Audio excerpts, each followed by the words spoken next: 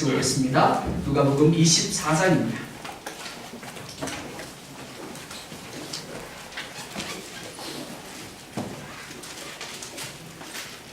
누가복음 24장 우리 13절부터 17절까지 먼저 보겠습니다. 24장 13절부터 17절까지 먼저 교독하겠습니다. 13절 제가 봅니다. 그날에 그들 중 둘이 예루살렘에서 25里되는 엠마오라 하는 마을로 가면서 그들이 서로 이야기하며 문의할 때 예수께서 가까이 이르러 그들과 동행하시나 같이 봅니다. 예수께서 이르시되 너희가 길 가면서 서로 주고받고 하는 이야기가 무엇이냐 하시니 두 사람이 슬픈 빛을 띠고 머물러 서라. 아멘. 30절부터 34절까지 또한 교독하겠습니다.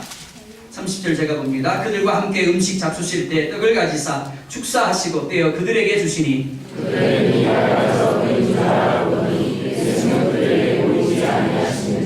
그들이 서로 말하되 귀에서 우리에게 말씀하시고 우리에게 성경을 풀어주실 때 우리 속에서 마음이 뜨겁지 아니하더냐 하고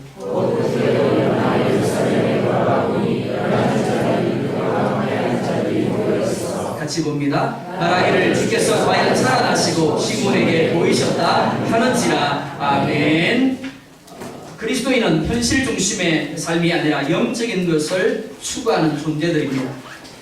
비록 이 땅에 살고 있지만 현실을 중요하게 여기지 아니하고 영적인 세계를 더 중요하게 여기는 존재, 그들이 여러분들인 줄 믿습니다. 저와 여러분들이 이렇게 살 수 있는 것, 우리의 삶의 바탕이 말씀과 믿음에 있기 때문이라고 할 수 있습니다. 하지만 많은 그리스도인들이 말씀과 믿음을 잃어버리고 자기 생각을 바탕으로 한 삶을 살아갑니다. 자신이 무엇을 보고 자신이 어떻게 듣고 자신이 어떻게 느끼는가의 삶을 살아간다라는 겁니다. 그래서 자신이 보는 것 때문에, 자신이 듣는 것 때문에, 자신이 느끼는 것 때문에 기뻐하기도 하고 즐거워하기도 하고 좌절하기도 하고 절망을 합니다. 그러나 그리스도인의 삶은 항상 기뻐하는 삶이고 쉬지 말고 기도하는 삶이며 범사에 감사하는 삶이라고, 이것이 그리스도 예수 안에서 너희를 향하신 하나님 아버지의 뜻이라고 말씀을 하고 있습니다. 사랑하는 성도 여러분, 무엇으로 살아가고 있습니까? 여러분들이 보는 것, 듣는 것, 여러분들이 느끼는 것으로 살아가고 있습니까? 아니면 영적인 세계를 중심으로 살아가고 계십니까? 오늘 본문의 두 제자의 모습은 우리에게 도전을 주고 있습니다. 예수님을 믿는다고 말하지만 실상 영적인 세계를 중심으로 하지 못하고 눈에 보이는 것, 귀에 들리는 것, 그리고 자신이 느끼는 것을 중심으로 살아가고 있는 그리스도인이라고 불리고 있는 수많은 사람들을 향하여 자신을 되짚어보라고 말씀을 하고 있습니다. 오늘 본문을 보면 두 사람이 시기와 좌절감을 안고 예루살렘을 떠나서 엠마오라는 작은 마을로 내려갑니다. 그런데 그 도상에서 주님을 만나게 됩니다. 그들은 예루살렘을 등지고 실망과 절망에 젖은 채 엠마오로 내려가고 있었습니다. 그런데 주님이 그들을 찾아오십니다. 그리고 그들이 잃어버린 것들을 회복시켜 주십니다. 그들은 모든 된 일을 서로 이야기하고 있었습니다. 여기 된 일은 예수 그리스도의 십자가 사건을 말합니다. 오늘 본문을 보면 이들은 예루살렘에서 어떤 일이 일어났는가, 즉 예수님이 어떻게 고난을 받았고 예수님께서 어떻게 십자가 위에 죽으셨는가를 너무나 정확하게 잘 알고 있었습니다. 무엇보다 19절에서 21절을 보면 이렇게 말씀을 하고 있습니다. 우리 같이 한번 보겠습니다. 19절부터 21절입니다. 시작.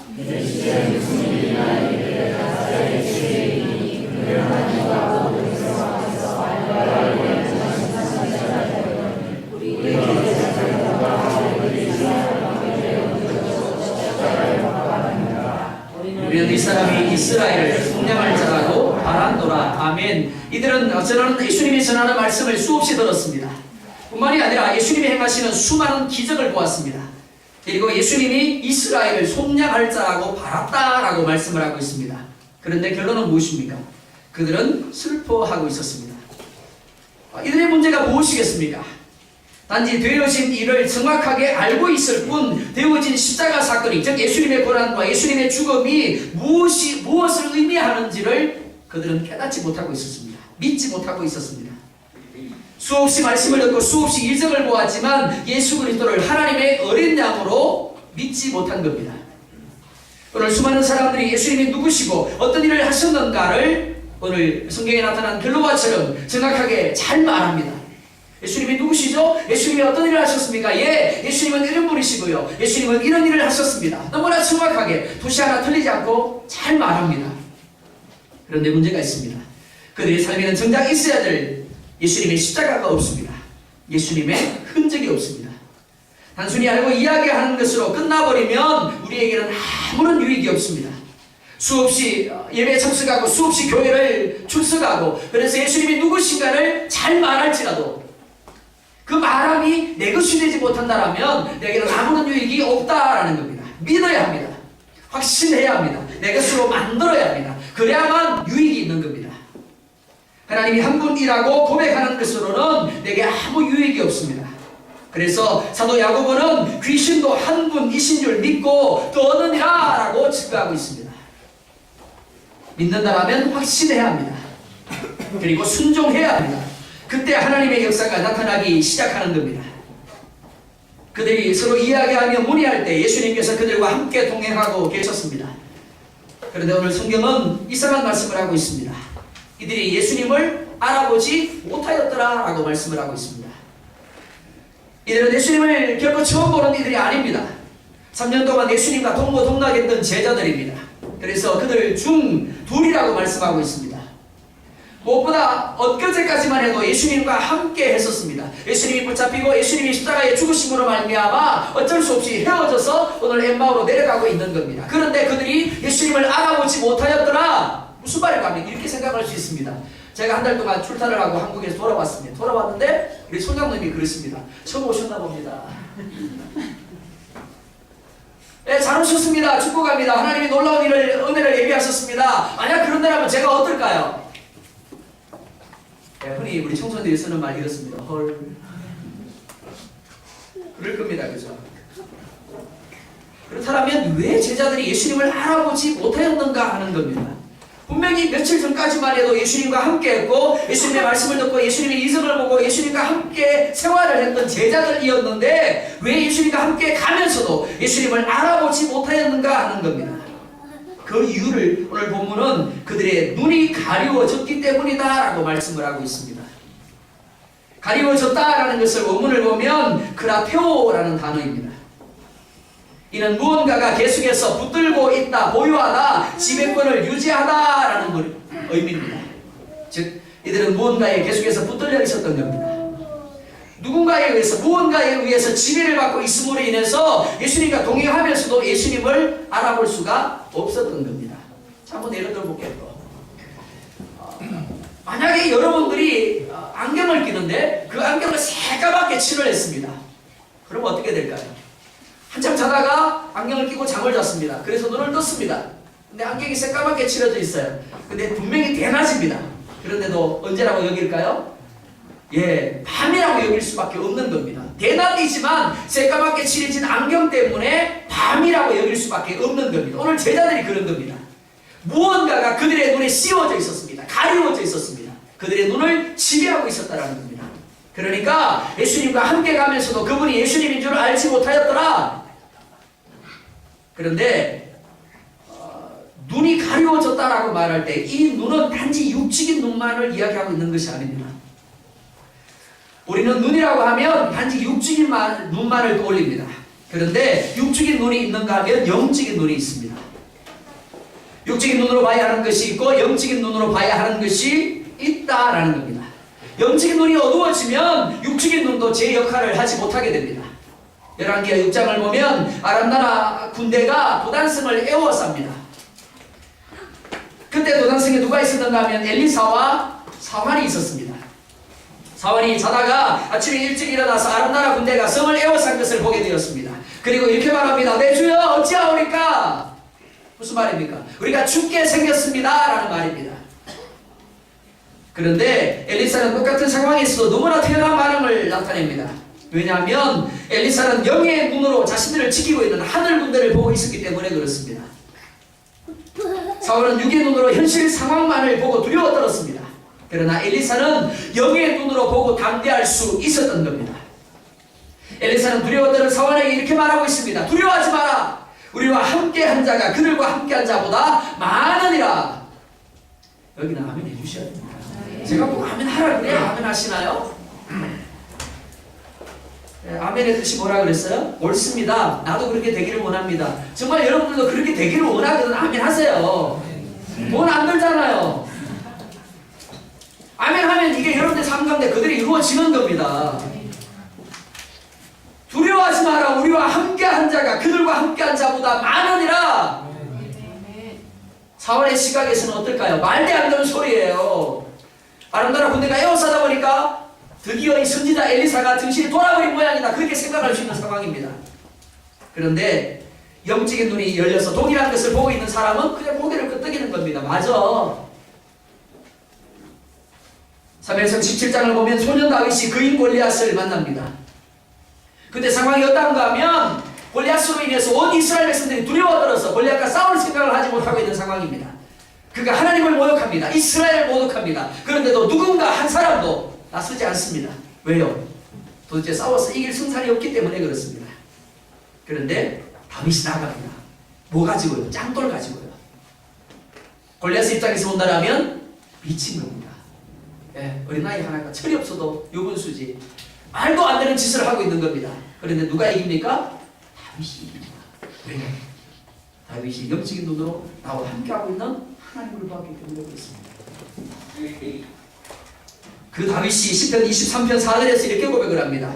내가 사망의 엄침한 골짜기로 다닐지라도 내가 해를 두려워하지 않을 것은 뭐요? 그 다음에요? 주께서 나와 함께 하시리라. 영안이 닫혀있는 사람에게는 뭐가 보여요? 사망의 엄침한 골짜기만 보여요. 그러니까 두려워요. 불안해요. 염려할 수밖에 없는 겁니다. 절망하고 좌절할 수밖에 없어요. 근데 다윗의 눈에 뭐가 보였다고요? 하나님의 지팡이가 보이고 하나님의 막대기가 보이고 자신과 함께하는 하나님이 보였다라는 겁니다. 그래서 내가 두려워하지 않습니다 라고 말하고 있는 겁니다. 뿐만이 아닙니다. 시편 3편을 보면 압살롬의 반역을 피해서 도망갑니다. 그런데 이렇게 고백을 합니다. 천만인이 나를 둘러치려 하여도 나는 두려워 아니하리이다. 왜 그렇다고요? 하나님과 함께 하세요. 내가 영혼을 열어서 보니까 하나님이 나와 함께하고 계시고 하늘의 천군 천사가 나와 함께하고 있으니까 천만인이 나를 둘러치려 하고 나를 해하려 하여도 나를 해할 수가 없더라라는 겁니다.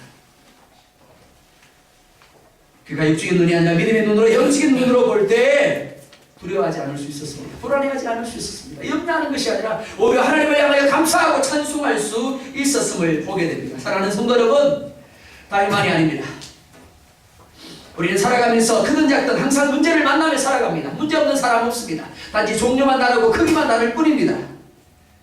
그리고 다가오는 문제의 산더미 속에서 우리는 절망할 때가 얼마나 많은지 모릅니다. 불안해하고 두려워할 때가 얼마나 많은지 모릅니다.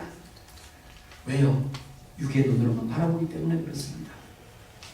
육의 눈으로 나를 둘러싼 상황만을 바라보니까 두려워할 수밖에 없는 거예요. 불안해하고 염려할 수밖에 없는 겁니다. 절망할 수밖에 없습니다. 육의 눈은 우리를 절망하게 합니다. 왜냐하면 현실을 전부라고 여기게 하기 때문입니다. 그러나 영적인 눈으로 환경 너머에서 역사하시는 주님을 바라보면 내 눈이 현실이 아니라 주님으로 채워지게 되면 문제 가운데서도 좌절하지 아니하고 큰 소리를 치게 되는 겁니다. 제가 선글라스를 꼈습니다. 노란 선글라스를 꼈습니다. 세상이 어떻게 보이나요? 노랗게 보입니다. 근데 노란 선글라스를 끼지 않은 사람에게 세상이 노랗네? 그럼 뭐라 그럴까요? 미쳤네. 그럴 겁니다. 근데 똑같이 노란 선글라스를 끼면 어떨까요? 정말 세상이 노랗네. 그럴 겁니다. 우리의 눈에 무엇이 채워져 있느냐에 따라서, 무엇을 통해서 우리가 보느냐에 따라서, 우리가 육의 눈으로 보느냐 영의 눈으로 보느냐에 따라서 현실 상황에 대한 우리의 반응이 전혀 다르게 나타날 수밖에 없는 겁니다. 포항의 베드로라고 불리는 김상태 장로님이 있습니다. 여러분들이 수요 예배 때 영상을 통해서 보셨을 겁니다. 부도 직전입니다. 주변의 사람들이 그렇습니다. 굿이라도 한번 하자. 이제 며칠 지나고 나면 부도가 날 수밖에 없습니다. 그 절박한 상황에서 주변 사람들이 함께 굿이라도 하자. 여러분들 같으면 어떻게 하시겠습니까? 그때 이분이 이렇게 얘기합니다. 아니, 나는 하나님을 바라볼 거예요. 그리고는 부도 직전에 그 새벽에 하나님께서 방어대를 일렬로 쓰게 하셔서 5,000마리가 우리 장로님의 음악에만 들어가게 하십니다. 남의 일이라고 하면 안 하시죠? 아멘 할 때 누구 일이 된다고요? 내 일이 되는 거예요. 하나님 사업장 잘 되게 해주세요 라고 뭐 기도만 하지 말고 이럴 때 아멘 하셔야 사업장이 그렇게 되는 겁니다. 다른 사업장에는 하나도 안 들어가고 우리 사업장이 뭐 어떻게 키우셨나 생각해 보세요. 그런 역사가 나타납니다. 어떻게 하면요? 김선대 장로님처럼 믿음으로 누굴 바라보면 영적인 눈으로 하나님을 바라보면 그렇습니다. 사자굴에 던져진 다니엘도 그랬습니다.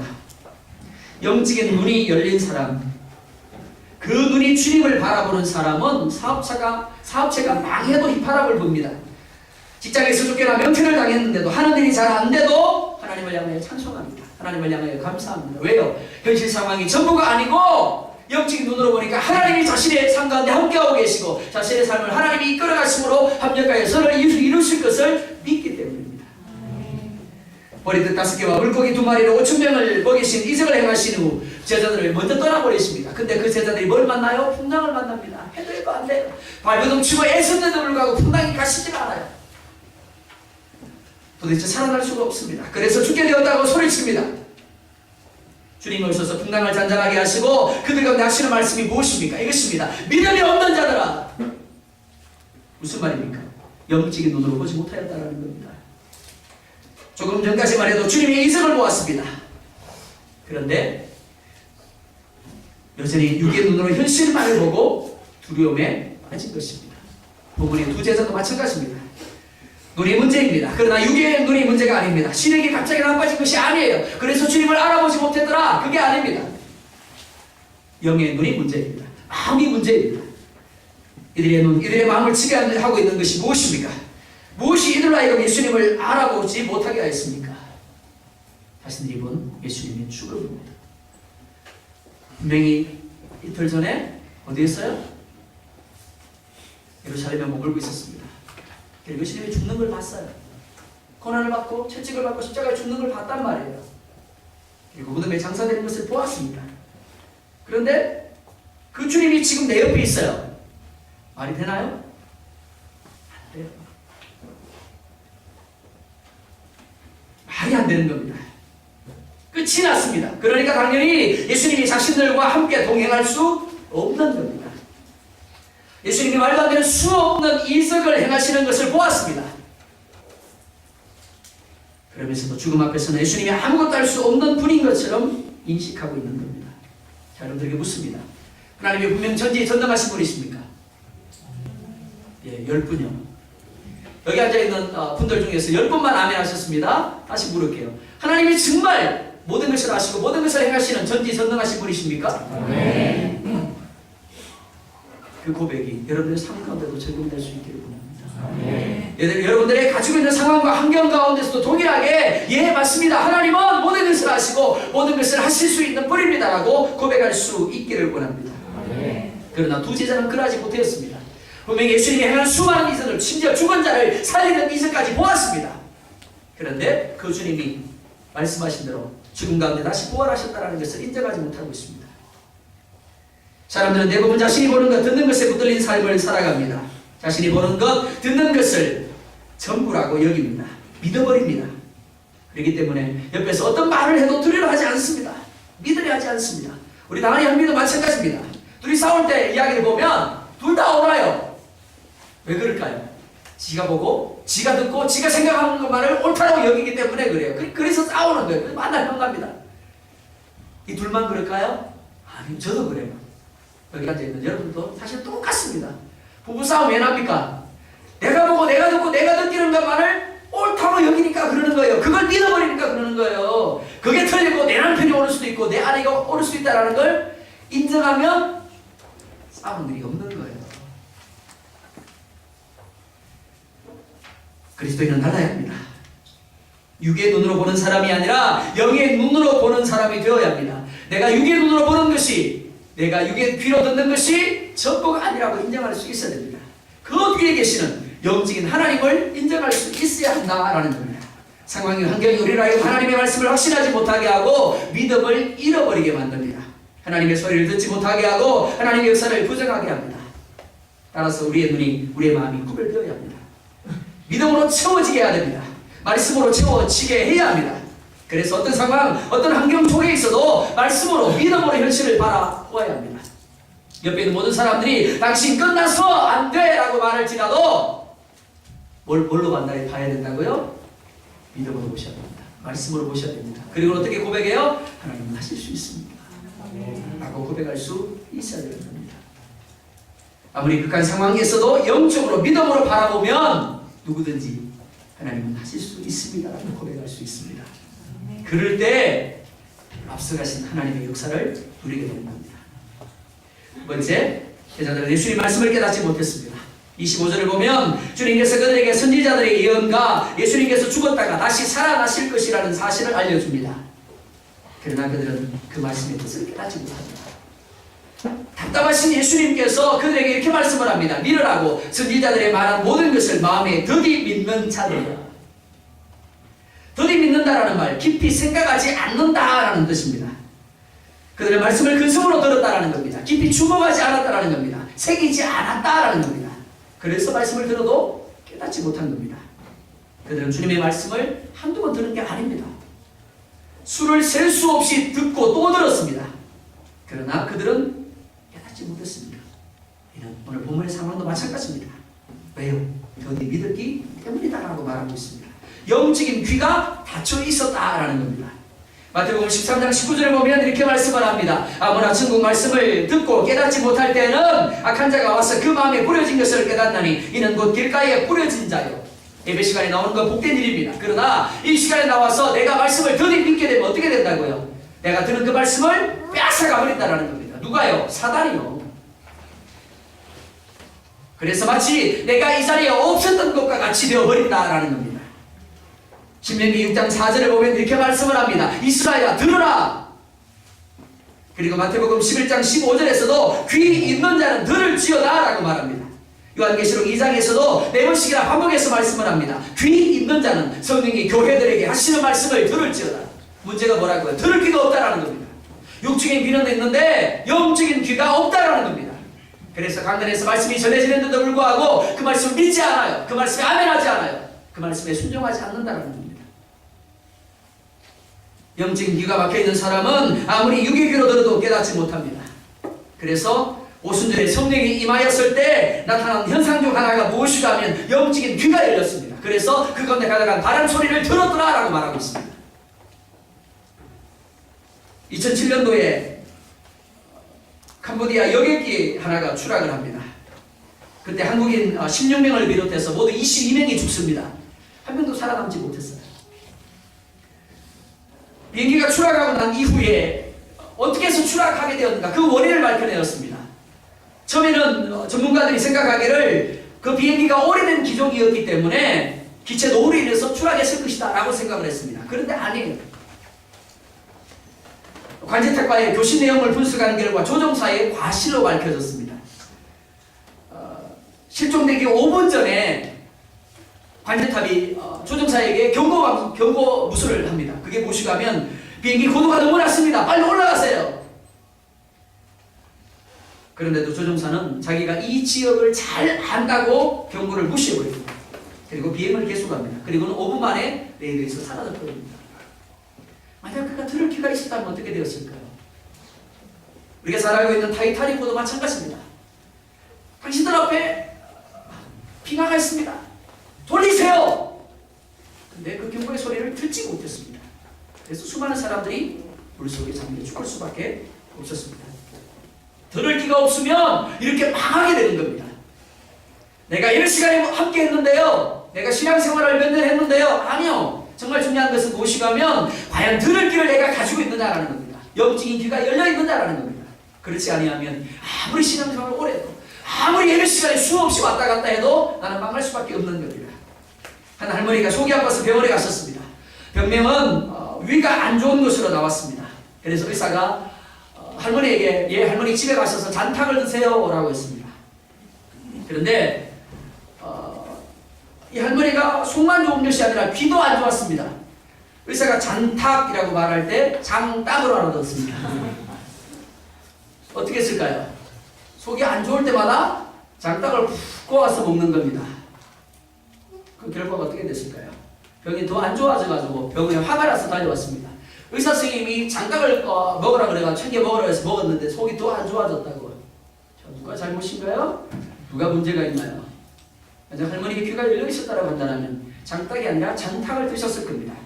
그러나 그의 귀가 닫혀 있었기 때문에 의사는 장탁이라고 말하는데도 장딱이라고 듣고 장딱으로 인해서 병이 더 심해질 수밖에 없었습니다. 마태복음 15장 16절에 보면 이렇게 말씀을 합니다. 너희도 아직까지 깨달음이 없느냐. 시편 49편 20절에 보면 존귀에 처하나 깨닫지 못하는 사람은 멸망하는 짐승과 같도다 라고 말하고 있습니다. 사랑하는 성도 여러분, 짐승이나 사람은 동일하게 듣습니다. 동일하게 귀를 가지고 있습니다. 그러나 다른 것이 있다고 한다면 짐승은 깨닫지 못하지만 사람은 깨닫는다. 천만 가지의 지식과 진리를 아는 것보다 더 중요한 것이 무엇이가 하면 듣고 깨닫고 실천하는 것입니다. 바로 여러분들의 영적인 귀가 여러분 존재이기를 원합니다. 주님이 그들을 만나주십니다. 수없이 당신의 죽음과 부활을 말씀하셨음에도 불구하고 그들은 예수님의 말씀을 믿지 않았습니다. 그러나 예수님은 그들을 포기하지 아니하시고 낙향하고 있는 그들을 찾아갔습니다. 요한복음 15장 16절로 말씀합니다. 너희가 나를 택한 것이 아니요 내가 너희를 택하여 세웠느니라. 하나님 우리를 포기하지 아니하시는 이유입니다. 우리가 하나님을 신뢰하지 아니하고 우리가 하나님을 잊어버릴지라도 여전히 나를 향하여 손을 내미시고 나를 안아주시며 나의 삶을 이끌어가시는 분 그분이 하나님이십니다. 그분이 나를 찾아오셔서 나를 일깨워 주십니다. 주님이 말씀합니다. 그리고 낫게 해주십니다.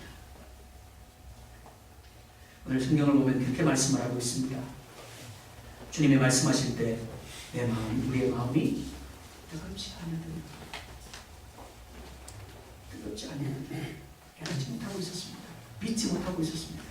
그러나 주님이 그들에게 다시금 찾아오셔서 그들에게 말씀하실 때 그들도 알지 못하는 중에 그들의 마음이 뜨거워졌더라 라고 말씀을 하고 있습니다. 뿐만이 아닙니다. 그들의 마음이 냉랭한 자리에서 뜨거워졌을 뿐만 아니라 어떻게 되었다고요? 그들의 삶이 바뀌어집니다. 그들은 도망자였습니다. 그들은 실패자였습니다. 그러나 예수님을 만나고 난 이후에 그들은 떠나왔던 그곳으로 다시금 돌아갑니다. 그리고 자신들이 부정했던 그 예수 그리스도를 고백하고 있음을 보여드렸습니다. 가는 길이 달라졌고 말이 달라졌고 그들의 믿음이 달라졌고 그들의 삶이 달라졌음을 보게 됩니다. 사랑하는 성도 여러분, 오늘 그 주님이 우리와 함께하고 계심을 믿으시기 바랍니다. 성찬식을 하게 됩니다. 30절에 보면 그들과 함께 음식 잡수실 때 떡을 가지사 축사하시고 떼어 그들에게 주시니라고 말하고 있습니다. 우리가 성찬식을 하는 이유가 무엇입니까? 주님을 새롭게 만나기 위함입니다. 주님을 새롭게 경험하기 위함입니다. 우리 산을 받습니다. 떡을 받습니다. 그때 우리의 눈이 밝아지기를 원합니다. 우리의 귀가 열려지기를 원합니다. 우리의 마음이 뜨거워지기를 원합니다. 그래서 우리의 가는 길이 달라지고 우리의 말이 달라지고 우리의 믿음이 달라지고 우리의 삶이 달라져서 우리의 삶 가운데 하나님과 우리의 동행하는 하나님을 증거하는 삶이 이루어질 수 있기를 주의 이름으로 축원드립니다. 주님의 성령 찬송하면서 성찬 준비하겠습니다.